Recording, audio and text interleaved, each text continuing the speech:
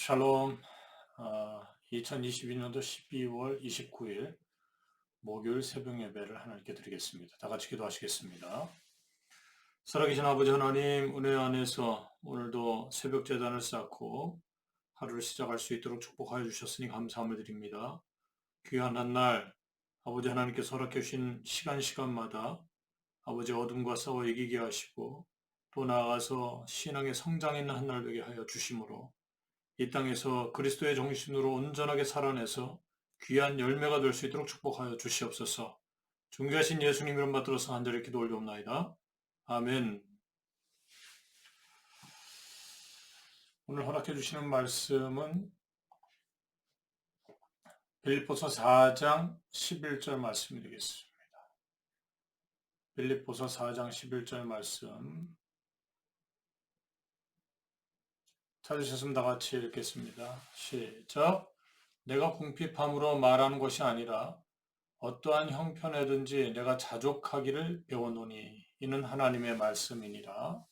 아멘. 오늘 빌립보서 4장 11절 말씀을 통해서 불평하지 않고 자족하는 교회가 성장한다. 불평하지 않고 자족하는 교회가 성장한다 라고 하는 제목으로 함께 은혜를 나누겠습니다. 이 계급사회 불만을 가지고 새로운 스트라이크를 일으켰던, 혁명을 일으켰던 이 공산주의 혁명은 오히려 무서운 계급사회를 형성했음을 역사적으로 우리는 잘 알고 있습니다.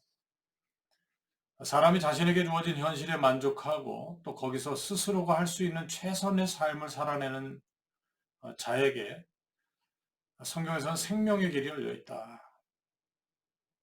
멈추지 않는 성장의 역사가 지속된다라고 말씀하고 있습니다. 오늘 본문이 말씀하고 있는 이 자족이라고 하는 의미가 과연 무엇일까? 우리는 어떻게 해야지 불평하지 않고 자족하는 교회가 될 것인가? 라고 하는 고민 속에서 오늘도 말씀을 함께 나눌 때 서로가 은혜되는 시간이 될 줄로 믿습니다.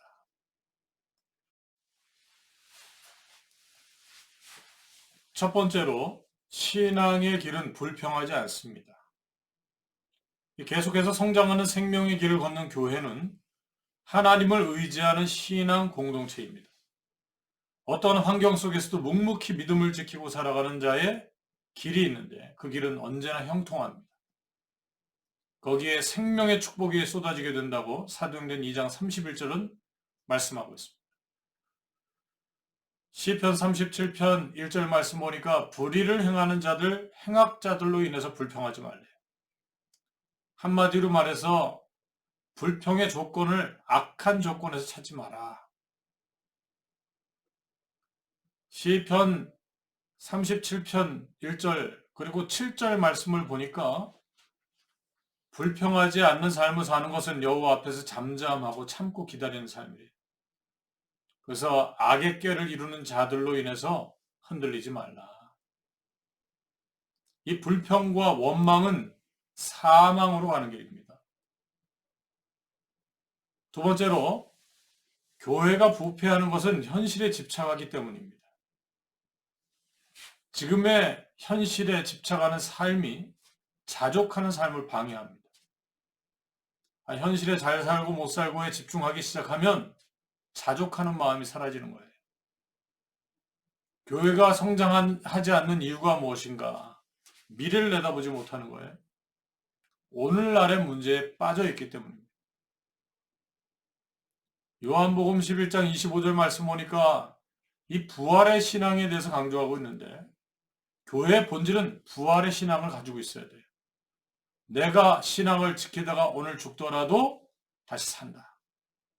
그리스도 안에 있으면 우리는 다시 사는 존재들이다 라고 하는 것을 확신할 때 교회가 성장하게 되어 있습니다. 새 생명을 받는 우리가 새 생명을 받는 존재로 살아간다는 것은 교회가 어떤 문제를 가지고 있는지를 이해를 해야 됩니다. 교회가 사회에 미치는 영향력이 무엇인지를 이해해야 된단 말입니다. 교회가 부패를 하잖아요? 그러면 사회와 국가의 무질서함의 원인이 되는 거예요. 골로새서 3장 8절에서 17절, 베드로전서 1장 19절에서 23절 말씀이 증거하고 있습니다. 예수님의 부활을 믿는 인간의 양심은 결단코 썩지 않아요. 이와 같은 신앙은 마태복음 5장 13절 14절 말씀 보니까 세상에 빛과 소금이 된다는 거예요. 영향력을 미친다는 거죠. 세상에 어두운 것을 밝힌다는 겁니다. 교회가 부패하면 끝난 거죠, 세상으로. 오늘날 우리 교회가 빛과 소금의 역할을 감당하는 교회가 되기를 간절히 바라겠습니다. 결론을 맺겠습니다. 부흥하지 않는 교회는 매사 불만이 넘쳐나요. 이스라엘 백성들의 불평과 불만은 결국 불순종으로 나타났죠. 그리고 그 대가는 굉장히 치명적이었어요. 가나안에 들어가지 못하는 신세가 되고 말았습니다. 광야에서 다 죽었어요. 민수기 32장 13절 말씀이 증거하고 있습니다. 그러나 성장하는 교회는 불평하지 않고 자족하는 자들이 활발하게 사역합니다. 자족에는 핵심이 있는데 감사예요. 감사가 넘치는 삶을 산다는 거예요. 이 본문에서 말씀하고 있는 자족이라고 하는 말은 풀어서 보니까 자기 스스로가 지금의 환경에 만족하는 겁니다. 지금의 환경에 만족하지 않고 지금의 환경을 불만투성이로 여긴다면 그건 성장할 수가 없어요. 외부 환경이 어떠하든 상관없이 그것으로부터 독립하고 또 그 안에서 감사하고 더 나아가 보충할 필요가 없다는 것을 받아들여야 되는 삶을 사는 것입니다. 더 필요하다라고 생각하지 않는 거예요. 오늘날 나의 것이 만족하다라고 여긴다는 것이죠. 오늘도 우리가 만족이 있습니까? 그 만족을 회복하기를 원합니다. 오늘 하루도 자신에게 주어진 삶에 대해서 자족하는 귀한 하루가 되시기를 주님의 이름으로 축원드리겠습니다. 다 같이 기도하시겠습니다. 살아계신 아버지 하나님 은혜와 사랑을 감사함을 드립니다. 오늘도 자족하는 삶이 교회의 부흥을 가져온다, 성장을 가져온다고 배웠습니다. 우리의 현실 가운데 어두운 면을 바라보면서 불만과 불평을 하는 존재가 아니라 현실이 어렵지만 그것에 만족하고 자족함으로 하나님 앞에 오히려 감사하고 또 이 땅에서 우리의 환경 가운데 주어진 대로 열심을 다해 살아내는 귀한 성도님들이 다 될 수 있도록 역사하여 주시옵소서. 오늘 한날도 그렇게 승리할 줄로 믿고 감사함을 드리며 존귀하신 예수님 이름 받들어서 간절히 기도 올려옵나이다. 아멘.